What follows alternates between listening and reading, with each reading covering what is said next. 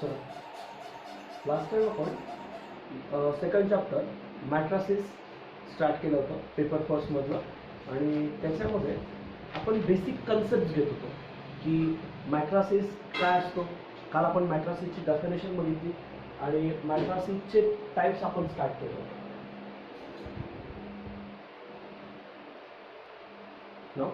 मॅट्रासिसचे types आपण start केले होते आणि मॅट्रासिसचे टाईप घेत असताना आपण त्याच्या ऑर्डरनुसार, त्या मॅट्रासिसच्या ऑर्डरनुसार म्हणा किंवा त्याच्यातले जे इलेमेंट आहेत त्याच्यातले इलेमेंटनुसार त्याचे काय पडत असतात, टाईप पडत असतात. ओके, नाव मॅट्रासिस म्हटला की आपल्याला एक पर्टिक्युलर त्या मॅट्रासिसमध्ये इलेमेंट लक्षात ठेवायला पाहिजे.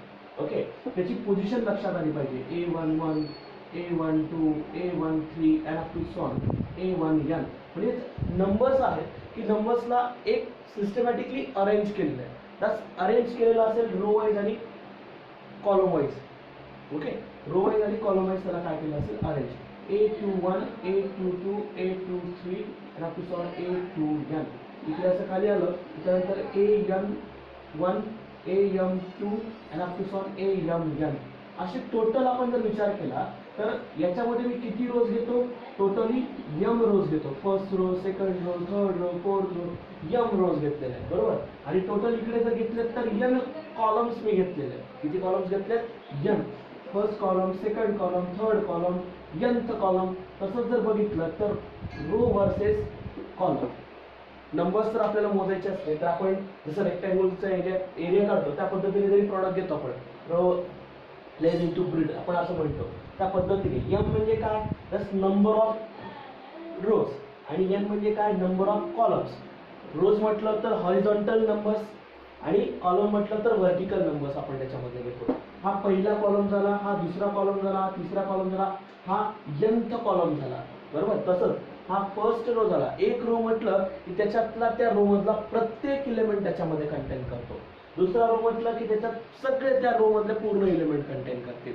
म्हणून लक्षात असू द्या की रोज जे असतील ते रोज कसे घ्यायचे आणि कॉलम कसे घ्यायचे. आणि यम इंटू एन हे काय, रोज इंटू कॉलम्स असतात. यम रोज, एन कॉलम्स. ओके, मी परत परत का रिपीट करतोय, कारण मला जे टाइम्स घ्यायचे हे याच्यावर डिपेंडेड आहे काही. ओके, आणि महत्वाचा पार्ट पण याच्यावर आहे. आणि लक्षात घ्या की टोटल नंबर ऑफ इलेमेंट जर बघायचे असतील तर त्यांचं सरळ सरळ डायरेक्टली प्रॉडक्ट घ्या, तुम्हाला टोटल नंबर ऑफ इलेमेंट्स याच्यामध्ये मिळून जातील. मग आपण टाइप्स घेतले होते, त्याच्यातला पहिला जो टाइप होता तो म्हणजे रो मॅट्रिक्स. दुसरा जो घेतला होता तो म्हणजे column matrix, column matrix. Third null matrix. चौथा जो घेतला होता तो म्हणजे स्क्वेअर मॅट्रिक्स. ओके, असे काल आपण इथपर्यंत टाईप घेत आलो होतो आणि ह्या टाईप्सला आपण बघत होतो. Row matrix, column matrix, null matrix. Okay, row matrix म्हणजे काय. रो मॅट्रिक्स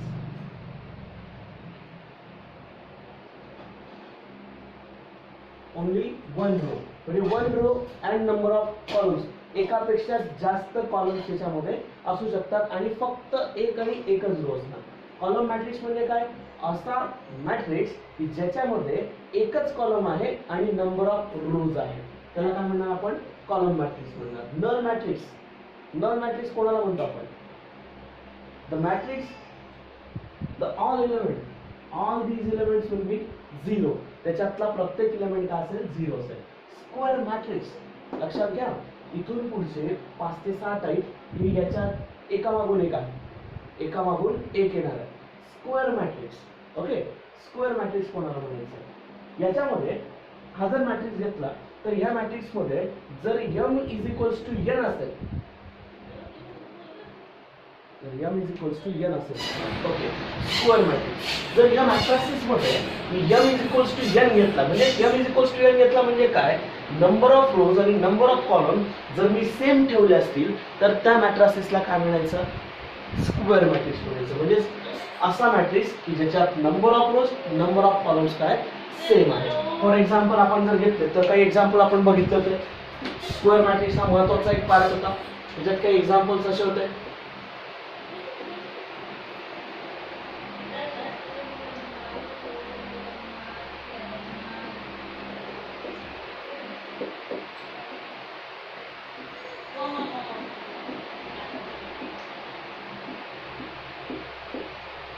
व्यवस्थित एक्झाम्पल ऑब्झर्व करा.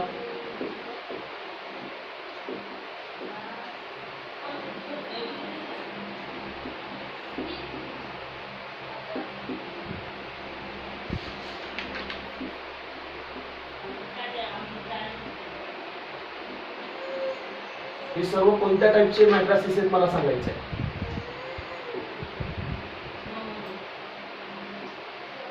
Square matrix.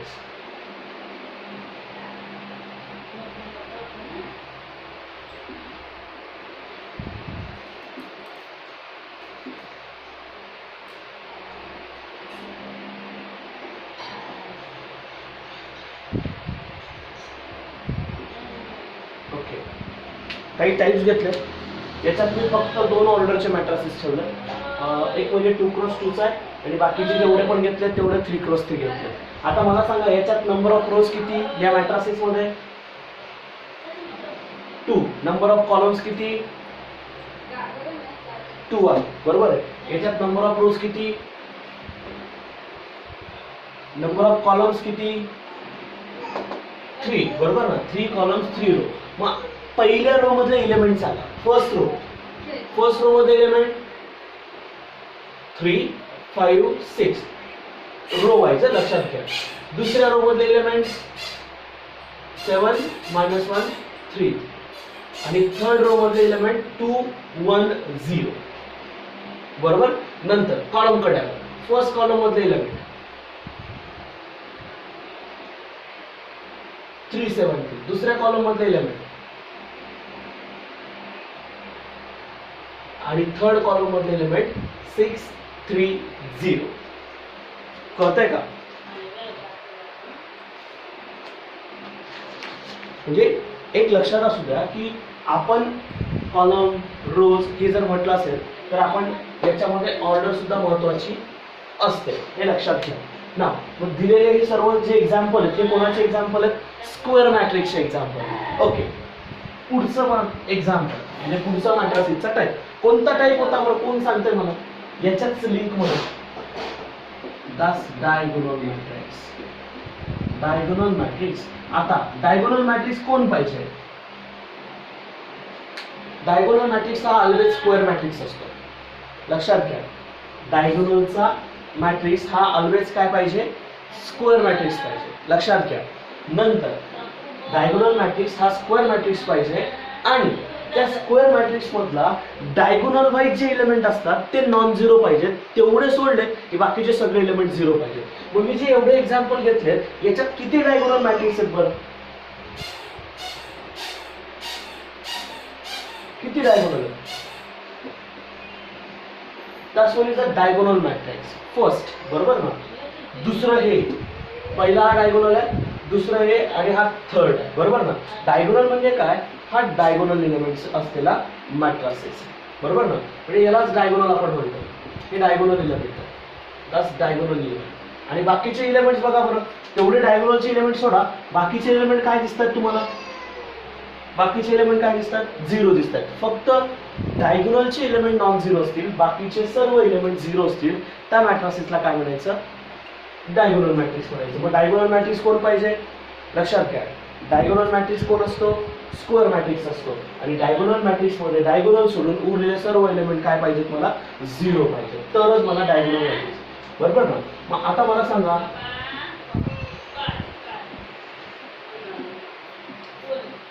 हा डायगोनल मॅट्रिक्स आहे का? का नाहीये? का नाहीये? कारण तो स्क्वेअर मॅट्रिक्स नाही आहे, बरोबर ना. पहिली कंडिशन लक्षात असू द्यायची, डायगोनल मॅट्रिक्स हा ऑलवेज स्क्वेअर मॅट्रिक्स असेल, त्याच्याशिवाय राहणार नाही. ओके, 6 नंबरचा scalar matrix. Scalar matrix. Okay, पहिलं स्केलर मॅट्रिक्स कोण असेल? स्केलर मॅट्रिक्स कोण असेल? स्क्वेअर मॅट्रिक्स असेल. स्केलर मॅट्रिक्स कोण असेल? स्क्वेअर मॅट्रिक्स असेल. स्केलर मॅट्रिक्स कोण असेल? स्केलर मॅट्रिक्स कोण असेल? डायगोनल मॅट्रिक्स असेल. आणि डायगोनल, बरोबर ना, तो स्क्वेअर पण पाहिजे, डायगोनल पण पाहिजे आणि अजून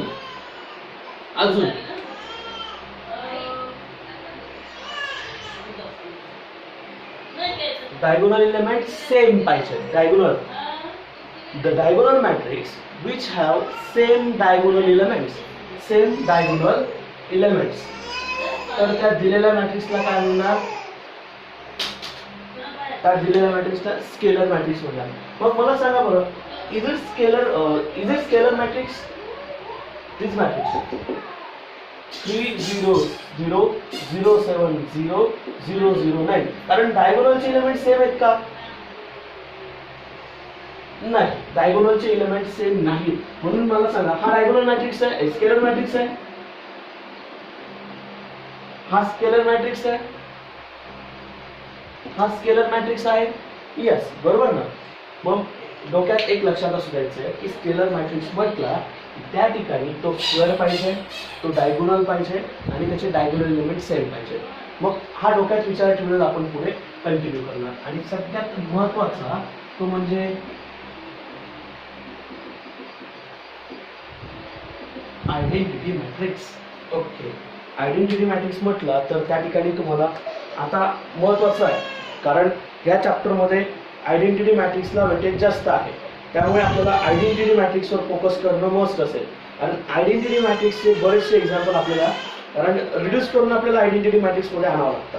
त्यामुळे लक्षात असू द्या की आपण आयडेंटिटी मॅट्रिक्समध्ये काय घेतो. ओके, नाव आयडेंटिटी मॅट्रिक्स कोण असेल?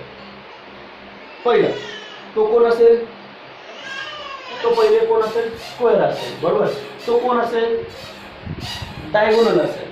तो कोण असेल? तो कोण असेल? स्केलर असेल. आणि अजून एक महत्त्वाची गोष्ट आहे, तो मला सांगा, हा स्केलर आहे, डायगोनल आहे, बरोबर ना, स्क्वेअर पण मॅट्रिक्स आहे, पण हा आयडेंटिटी मॅट्रिक्स आहे का? नाही. का नाहीये? आता त्याच्यावर आहे. डायगोनल एलिमेंट हे काय पाहिजे? 1 पाहिजे. हे दोन मॅट्रिसेस मी घेतले. हे दोन मॅट्रिसेस कोणते मॅट्रिसेस आहेत? आयडेंटिटी हा 2x2 चा आयडेंटिटी मॅट्रिक्स आहे, हा 3x3 चा आयडेंटिटी मॅट्रिक्स आहे,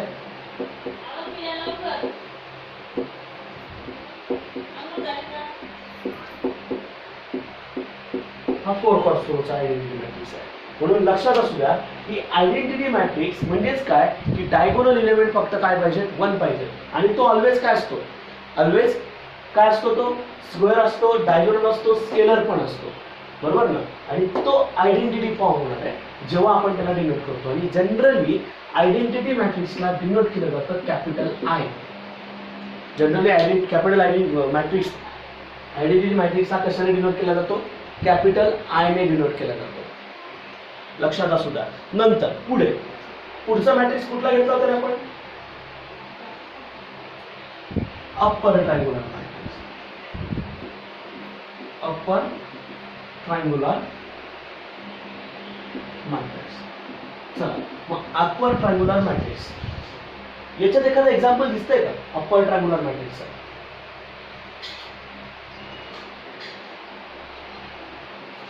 आहे का? हे काय?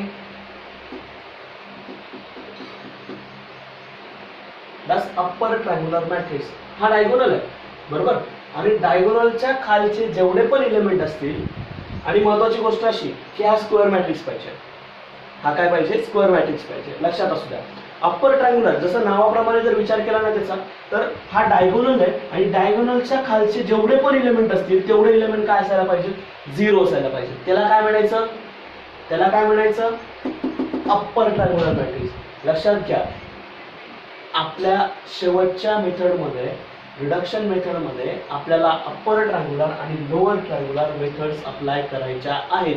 म्हणून दोघेही मॅट्रिक्सचे टाईप आपल्याला व्यवस्थित माहिती असायला पाहिजे. आपल्याला कन्व्हर्जन करावं लागतं दिलेल्या मॅट्रिक्सचं अप्पर ट्रायंगुलर किंवा लोअर ट्रायंगुलरमध्ये. म्हणून अप्पर ट्रायंगुलर मॅट्रिक्सला विसरायचं नाही. 2x2 चा आणि 3x3 चा खास कन्फर्म करून ठेवायचा आहे. लक्षात घ्या. आता हा डायगोनल आहे, डायगोनलच्या खालचे एलिमेंट काय? 0 आहे. म्हणून हा कुठला मॅट्रिक्स असेल? Upper triangular. That's one is also upper triangular matrix. कारण का? डायगोनलच्या खालचे जेवढे पण एलिमेंट आहेत ते काय माझे? 0 आहे. त्याच पद्धतीने पुढचा पण मॅट्रिक्स होता, फक्त थोडंसं चेंज केलेलं होतं.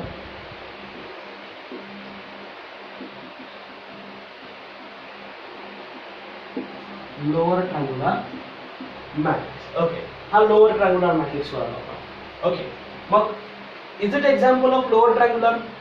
हा डायगोनल आहे, जसं exactly opposite to upper triangular. जसं आपण डायगोनलच्या खालचे इलेमेंट इथे अप्पर ट्रायंगुलर मध्ये बघत होतो की ते काय पाहिजे, 0 पाहिजे. काय पाहिजे, 0. तसं लोअर ट्रायंगुलर मध्ये डायगोनलच्या वरचे इलेमेंट काय पाहिजे, 0 पाहिजे. डायगोनलच्या वरचे एलिमेंट 0 पाहिजे. लक्षात घ्या, हा डायगोनल आहे, डायगोनलच्या वरचे एलिमेंट 0 असले तर तो कुठला मॅट्रिक्स असेल, लोअर ट्रायंगुलर मॅट्रिक्स असेल. That's the reason lower triangular matrix. पुढचा मॅट्रिक्स कुठला घेतो, सिमेट्रिक मॅट्रिक्स. आता ऍक्च्युअली बघायला गेलं सिमेट्रिक मॅट्रिक्स आपल्याला इथे काही यूज नाही करायचा आहे. सिमेट्रिक मॅट्रिक्सचा आपल्याला इथे वापर नाहीये, पण सिमेट्रिक मॅट्रिक्सचा जो टाइप आहे तो घेऊन टाकू.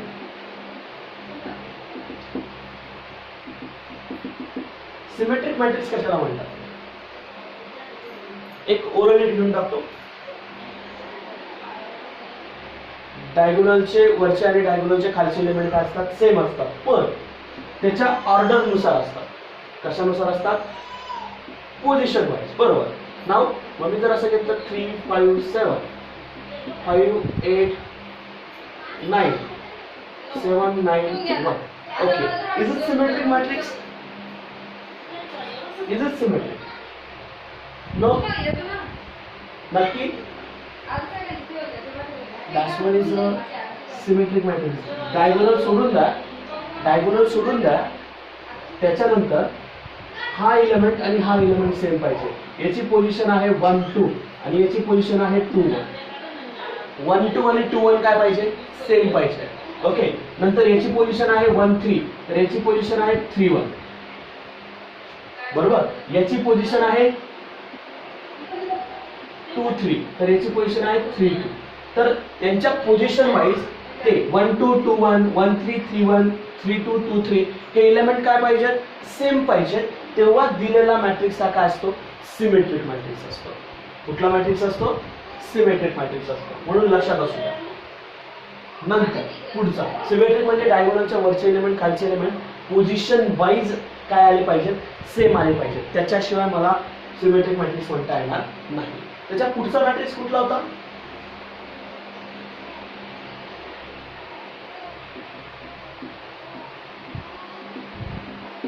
स्क्यू सिमेट्रिक म्हटला तर त्या मॅट्रिक्स मध्ये डायगोनल एलिमेंट 0 असतात. सिमेट्रिक रिलेटेड असतो, डायगोनल एलिमेंट 0 असतात. जर इकडे मी असं एलिमेंट घेतलं 5 7 9 तर स्क्यू सिमेट्रिक मॅट्रिक्स मध्ये एक लक्षात ठेवायचं आहे, डायगोनल एलिमेंट काय असतात, डायगोनल एलिमेंट काय असतात, 0 असतात. आणि जे उरलेले एलिमेंट असतात पोझिशन वाईज, आता जसं आपण इथे बघितलं 1 2 2 1 3 1 1 3 3 2 2 3 तर त्यांच्या एक्झॅक्टली अपोजिट साइन मध्ये असतात.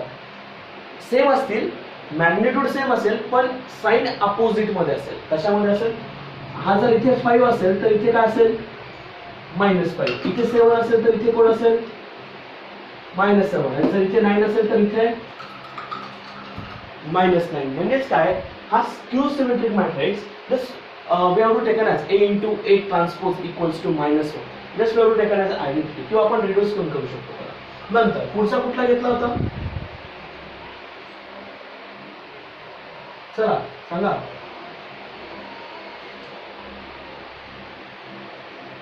पुढचा मॅट्रिक्स डिटर्मिनंट ऑफ मॅट्रिक्स. आणि मग त्यानंतर आपण 2 टाइप डिवाइड केले होते. सिंगुलर, आपल्या प्रत्येक एक्झाम्पल मध्ये इन्व्हर्स काढत असताना सिंग्युलॅरिटी चेक करावी लागते. सिंग्युलॅरिटी म्हणजे मॅट्रिक्स मधली सिंग्युलॅरिटी आपल्याला चेक करावी लागेल त्या मॅट्रिक्सचा, कारण तो डिपेंडेड आहे डिटर्मिनंट. आणि 13 आहे नॉन सिंग्युलर. ओके, सिंग्युलर आणि नॉन सिंग्युलर मधला फरक सांगा.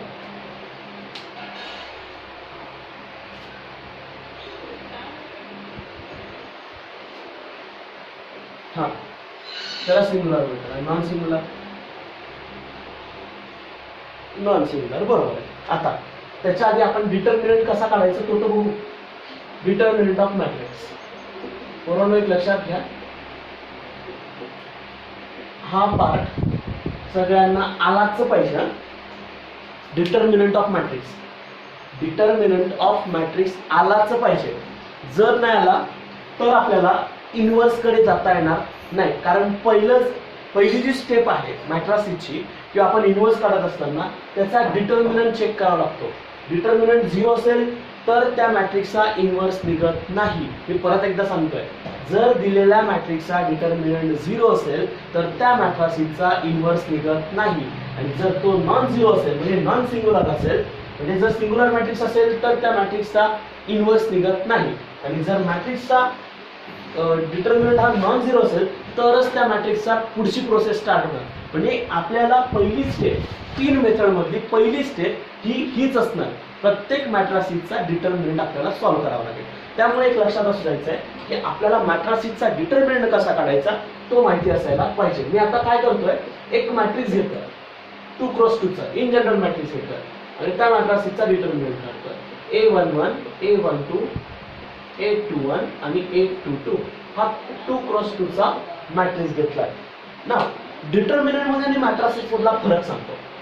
Determinant is a constant value.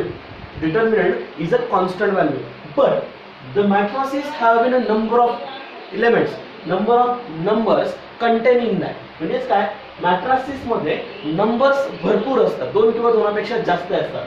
पण डिटर्मिनंट काढायचा म्हटला तर एक कॉन्स्टंट सिंगल व्हॅल्यू त्या डिटर्मिनंटची निघत असते. मॅट्रासिस डिनोट करतो आपण स्क्वेअर ब्रॅकेट मध्ये. परत एकदा सांगतो, मॅट्रासिस कशात डिनोट करतात? मॅट्रासिस denoted in a square matrix and determinant denoted in a vertical bars. Determinant denoted in a vertical bars. लक्षात घ्या, डिटर्मिनंट काढण्यासाठी आपल्याला ऑलवेज 2 वर्टिकल बार्स मध्येच ठेवावा लागेल. लक्षात येतंय का? आता या मॅट्रिसेसचा मला काय फाइंड आउट करायचा आहे? डिटर्मिनंट काढायचा आहे. जर therefore determinant of matrix A, determinant of matrix A, that one is a constant single value. ही काय असेल माझी? कॉन्स्टंट सिंगल व्हॅल्यू असेल. लक्षात घ्या. नाव A11, A12, A21 आणि A22 तुम्ही ऍक्च्युली क्रॅमर्स रूल मध्ये याला अप्लाय केलाय, बरोबर ना? डिटर्मिनंट ऑफ मॅट्रिक्स, मॅट्रिक्स ए चा डिटर्मिनंट काढतोय, मी रिप्रेझेंट केलाय त्याला 2 व्हर्टिकल बार्स मध्ये. आणि हा जो मॅट्रिक्स आहे तो कशात असतोय?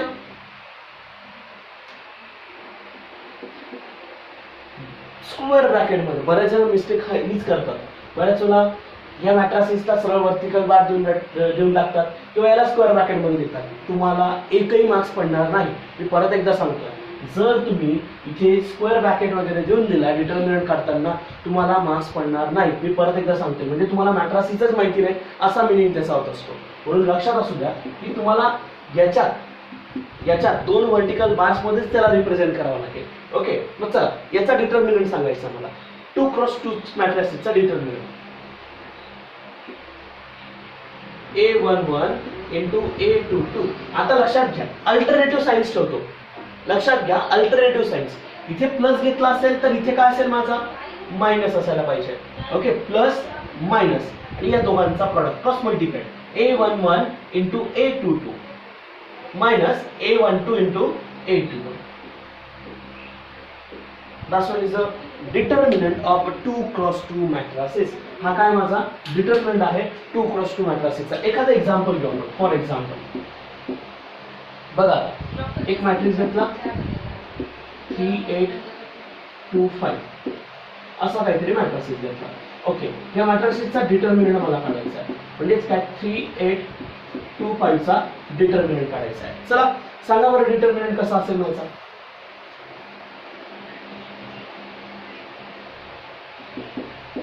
3 into 5 minus 2 into 8, बरोबर? हा 8 into 2 equals to 3 into 5 is 15 minus 2 into 8 is 16 equals to -1. हा डिटर्मिनंट असेल. मग मला सांगा मॅट्रिसेस मध्ये किती नंबर्स होते? 4 होते. मॅट्रिसेसची ऑर्डर काय होती? 2x2. डिटर्मिनंट काढला, त्याची व्हॅल्यू काय आली? त्या मॅट्रिक्सचा -1 आला, बरोबर ना? आता हे जे 2 टाइप डिवाइड केलेत ना, हे 2 टाइप याच्यावरच डिवाइड केलेले डिटर्मिनंट ऑफ मॅट्रिक्सवर. जर डिटर्मिनंट दिलेल्या मॅट्रासिसचा डिटर्मिनंट हा जर 0 आला तर त्या मॅट्रासिसला काय म्हणायचं, आणि जर दिलेल्या मॅट्रासिसचा डिटर्मिनंट हा नॉन झिरो असेल तर त्याला काय म्हणायचं, नॉन सिंग्युलर. किंवा ह्या नॉन सिंग्युलर मॅट्रिक्सला आपल्या ह्या चॅप्टर मध्ये म्हटलं जाईल इन्व्हर्टिबल मॅट्रिक्स. काय म्हटलं जाईल,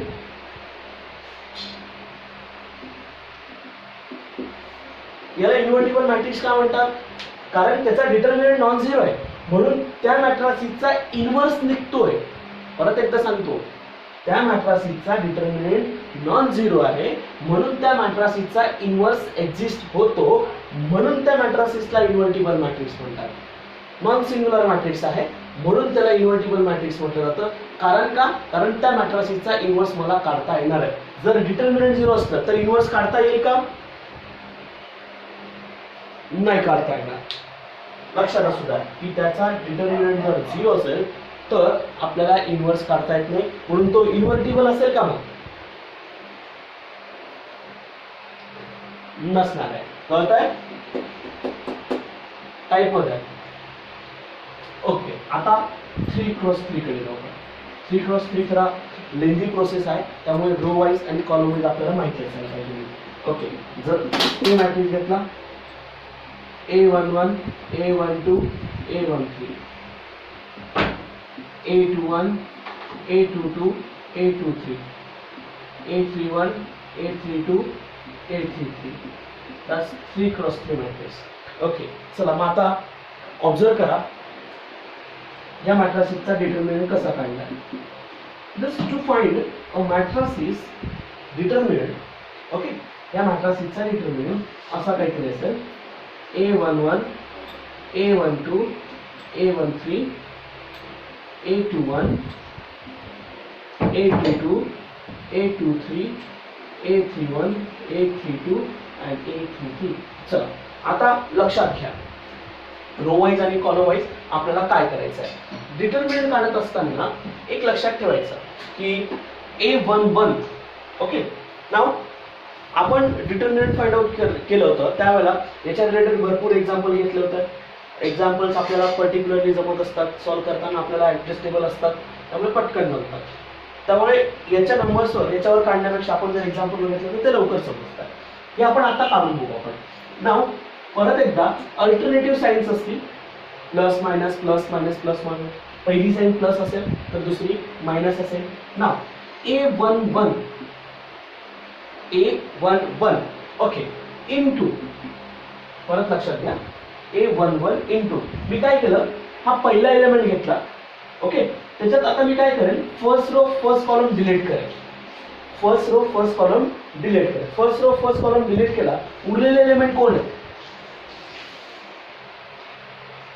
एवढे एलिमेंट उरलेत का, बरोबर ना. मी काय केलं, first row first column delete केला, उरलेले जे 4 एलिमेंट आहेत त्यांचा डिटर्मिनंट घेतला. A22 A23 A32 आणि A33. कळतंय का. A11 into first row first column delete केला आणि त्या मॅट्रिक्सच्या उरलेल्या एलिमेंटचा काय घेतला, डिटर्मिनंट घेतला. पहिली साइन प्लस होती, दुसरी मायनस. तसंच दुसऱ्या एलिमेंटच्या बाबतीत जसं मी पहिल्या एलिमेंटसाठी घेतलं, दुसरा एलिमेंट कोण, A12 इंटू. मग चला आता मी काय करेल, फर्स्ट रो सेकंड कॉलम म्हणजे काय, first row second column delete केला, उरलेले एलिमेंट कोण कोण आहे, उरलेले एलिमेंट कोण कोण आहे, 21 23 31 33, बरोबर. 21 23 31 33 सेकंड कॉलम डिलीट केला ना मी, first row second column delete केला, उरलेले हे 4 एलिमेंट यांचा काय घेतला, डिटर्मिनंट घेतला. आता plus sign. Okay, plus minus plus. Okay, third element, last element साठी तुम्ही सांगा मला पटकन काय करणार, त्याच्या आधी काय करणार, first row third column, first row third column delete, first row third column delete, उरलेला यांचा काय घेणार आपण, डिटर्मिनंट.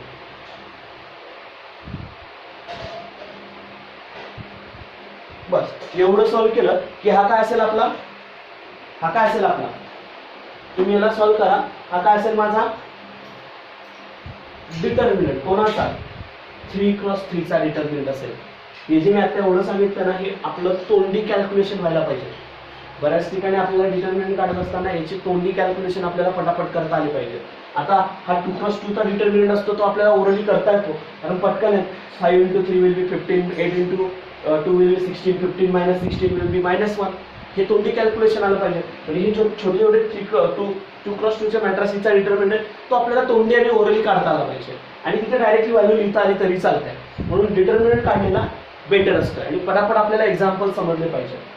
कळतायत का हे समजतंय का? डिटर्मिनंट कळतोय का? हा याच्यात कोणाला काही डाऊट आहे? डिटर्मिनंट काढताना कोणालाही काही डाऊट यायला नकोय, कारण आपल्याला याच्यात इझिंग आतापर्यंत 13 जे टाईप घेतलेत ना, त्याच्यातल्या सगळ्यात महत्त्वाचे टाईप्स मी तुम्हाला आधी सांगून देतो. Square matrix, identity matrix, upper triangular matrix, lower triangular matrix, singular आणि नॉन सिंग्युलर. आणि त्याच्यातले हे जे दोन पार्ट मी घेतलेत, 2x2 चा डिटर्मिनंट आणि 3x3 चा डिटर्मिनंट, हा महत्त्वाचा भाग असेल. मी परत एकदा सांगतोय, कारण याच्यामध्ये आपल्याला इन्व्हर्स काढत असताना प्रत्येक ठिकाणी आपल्याला ही प्रोसेस कंपल्सरी आहे, त्याच्याशिवाय आपल्याला पुढे जाता येत नाही. मी परत एकदा व्यवस्थित समजून सांगतोय, किंवा आपण जे डिटेल्समध्ये आपण घेतलं असेल ते व्यवस्थित समजून घ्या फक्त एकदा. बरं, याच्यात कोणाला काही डाऊट असेल तर परत एकदा सांगायचं वाटलं. डिटर्मिनंटच्या रिलेटेड असेल किंवा बाकीचा पार्ट असेल तर मी मला सांगायचं आहे.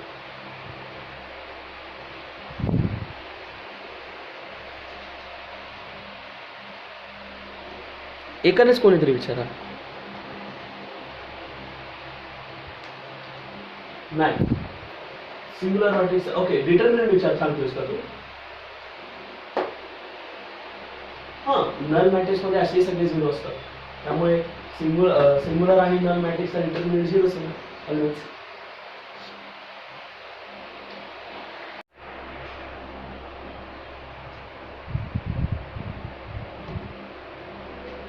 इथपर्यंत कोणाला काही डाऊट आहे?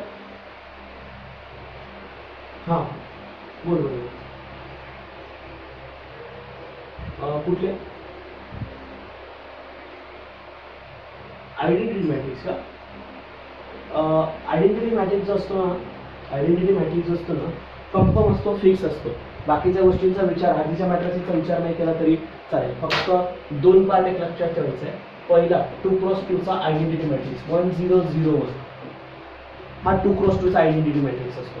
आणि 3x3 मधला आयडेंटिटी मॅट्रिक्स 1 1 0 0 0 1 0 0 0 1. बस हे दोन मॅट्रिसेस असतात. हा 2x2 चा आणि हा 3x3 चा. बस हे आयडेंटिटी मॅट्रिक्स असतात. अलग लक्षात? आयडेंटिटी आणि नल मॅट्रिक्स, बाकीचं ते ऑटोमॅटिकली येतात. स्केलर येतो, डायगोनल येतो, स्क्वेअर येतो, ते ऑटोमॅटिकली त्याच्यामध्ये कव्हर होतात. ओके, अजून कोणाला काही डाऊट? अजून म्हणजे मला पुढे जायला बघा, कारण पुढे मी गेलो की त्यानंतर आपल्याला पुढे अजून एक छोटासा पार्ट घ्यायचा, तो म्हणजे ट्रान्सपोज असेल. ट्रान्सपोजमध्ये फक्त एवढंच लक्षात असू द्या की रो आणि कॉलम इंटरचेंज केले जातात, त्याला आपण ट्रान्सपोज म्हणून असतो मॅट्रिक्सचा. दुसरं काही नाही, फक्त जे रो असतात, एखादा मॅट्रिक्सचा ट्रान्सपोज हा रो आहे त्याला कॉलममध्ये लिहायचा, दुसरा रो घ्यायचा त्याला दुसऱ्या कॉलममध्ये लिहायचा, तिसरा कॉलम घ्यायचा त्याला तिसऱ्या रोमध्ये. बस ट्रान्सपोज म्हणजे काय? रोचे कॉलम करा, कॉलमचे रो करा.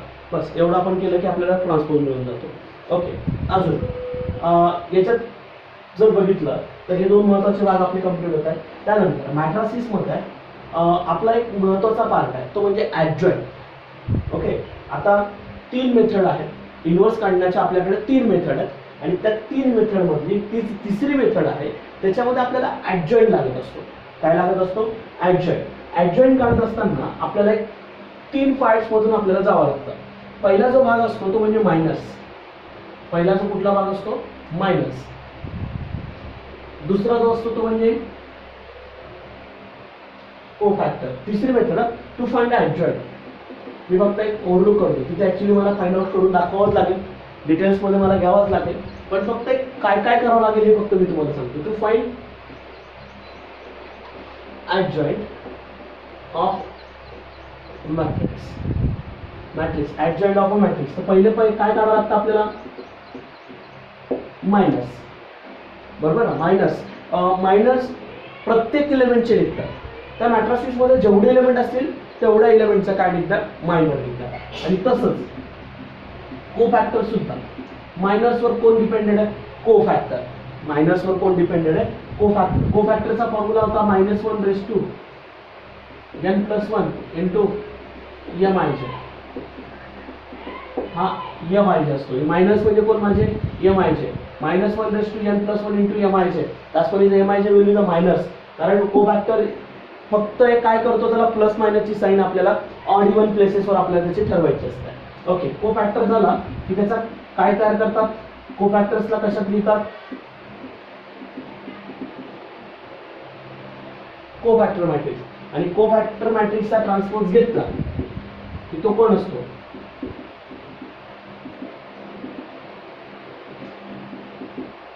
ऍडजॉइंट असतो. त्या दिलेल्या मॅट्रिक्सचा काय असतो, ऍडजॉइंट असतो. बस एवढं आपल्याला याच्यामध्ये लक्षात ठेवायचं. बाकीचा हा बेसिक जर बघायला गेलं हे जेवढे पण आता मी घेतलंय, डिटर्मिनंट घेतलंय, हे सर्व 11वीला ऑलरेडी कम्प्लीट झालेलं आहे. 11वीला आपण हे सर्व काही बघितलेलं आहे. मायनस, कोफॅक्टर मॅट्रिक्स, याच्याशी रिलेटेड एक्झाम्पल बघितले, याच्याशी रिलेटेड एक्झाम्पल बघितले. म्हणून मी तेव्हाही तुम्हाला सांगितलं होतं की हा एक महत्त्वाचा भाग आहे की आपल्याला मॅट्रिक्समध्ये लागणार आहे.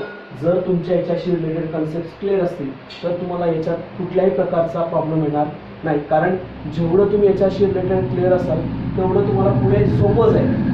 त्याच्याशिवाय तुम्हाला याच्यात जास्त करून जर विचार केला ना तर आपण फक्त नंबर्समध्ये खेळायचं आहे. नंबर्समध्ये खेळायचं आहे. तो कोणता मॅट्रिक्स आहे, स्क्वेअर मॅट्रिक्स आहे, त्याचा इन्व्हर्स कोणत्या कोणत्या पद्धतीने काढला जातो एवढं फक्त डोक्यात ठेवायचं आहे. पहिलं रो ट्रान्सफॉर्मेशन, दुसरं कॉलम ट्रान्सफॉर्मेशन, तिसरं ऍडजॉइंट मेथड. जी ऍडजॉइंट मेथड मी इथे वापरणार आहे ती आहे. आणि जो पुढचा जो भाग आहे पुढचा तो म्हणजे इन्व्हर्टिबल मॅट्रिक्सचा इन्व्हर्सचा तिथे वापर करायचा आहे. रो ट्रान्सफॉर्मेशनचा म्हणा किंवा इन्व्हर्सचा त्या ठिकाणी काय करायचा आहे, वापर करायचा. म्हणून लक्षात असू द्या की हे जे टाइप्स आहेत हे टाइप्स आपल्याला कशा डिवाइड केलेले आहेत, त्याच्या ऑर्डर्सवर, त्याच्या नंबर ऑफ एलिमेंट्सवर डिवाइड केले. म्हणून लक्षात असू द्यायचं. आणि जे आपण छोटे छोटे पार्ट ऑफ घेतले ते पार्ट ऑफ सगळ्यांना क्लिअर असायला पाहिजे. बरं, इथपर्यंत कोणाला काही डाऊट आहे का? ठीक आहे, मग आपण एक काम करू. आता ऍक्च्युली जर त्याच्यातल्या चॅप्टर मधला जो महत्त्वाचा भाग स्टार्ट करायचा म्हणजे उद्यापासून आपण पूर्ण डिटेल्समध्ये चॅप्टर स्टार्ट करू. हे तर फक्त बेसिक कन्सेप्ट झालं. उद्यापासून आपण रेग्युलरली चॅप्टर स्टार्ट करू. ठीक आहे, मग आपण चॅप्टर उद्या स्टार्ट करणार आणि त्याच्यातले रो ट्रान्सफॉर्मेशन, कॉलम ट्रान्सफॉर्मेशन कसे घ्यायचे मी उद्या कंप्लीट करून देणार. ओके, ठीक आहे.